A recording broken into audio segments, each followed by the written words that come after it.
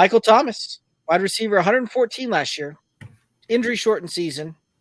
16 receptions, 22 targets, 171 yards, 3 touchdowns, 7.3 targets per game. Thoughts on Michael Thomas? I'll take a flyer on him as like my fourth wide receiver. Like, if nothing else, to try and regarner some of that magic. It's been a while since we played, so I might change my tune a little bit as we get into August and we can kind of see how training camp's going and everything else. But I am keeping an eye on him because even if he's a fraction of his former self, he takes enough.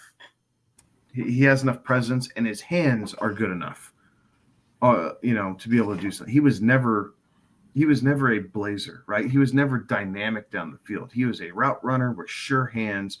They got peppered with targets. I think he can still be that.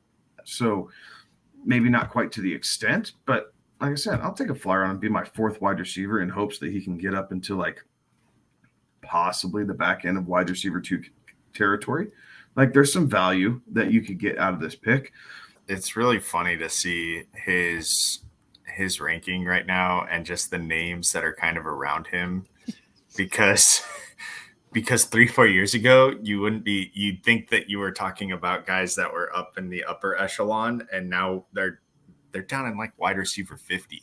We're talking guys like there's Michael Thomas, there's Nico Collins, Odell Beckham Jr., DJ Chark. Like, these are guys that 3 years ago, and again, Michael Thomas has been a bit further, but that is just wild. Like, how quickly this league just chews you up and spits you out. And we'll see if Michael Thomas is engaged and ready to play, and if Derek Carr can utilize him. Maybe he is the guy that Derek Carr takes a Devontae Adams type approach to and just force feeds him the football and tries to get him more touches than he probably should. I like a Michael Thomas, and honestly, with where he's going, I don't hate it. I don't hate it.